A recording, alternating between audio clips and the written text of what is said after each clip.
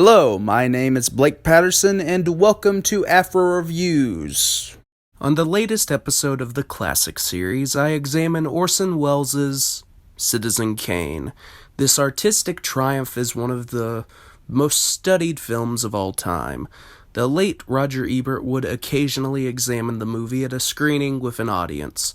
To me, Citizen Kane was the movie that bended mainstream conventions into narrative innovations.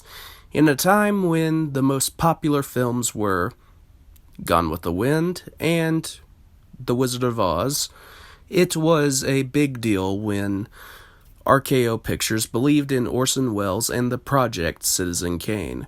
Welles's project was highly influenced by the corruption that William Randolph Hearst committed in the world of journalism. With this knowledge in mind, Charles Foster Kane was the egomaniac that Hearst was in real life. They both sought for money, and they even had conflicts that defined them as misogynistic. By the way, there is a great essay that involves this illusion in Pauline Kael's Raising Cain. When one views Citizen Kane, they search for the symbolism and metaphors within Welles and Herman Mankiewicz's script. The iconic final word, Rosebud, from Kane is about as essential in cinematic history as lines such as, "Toto, I have a feeling we are not in Kansas anymore," and "You're gonna need a bigger boat." With a non-linear structure, Welles displays the death of Kane in the introduction, but the purpose for continuing is to discover the mystery of Rosebud in Kane's life.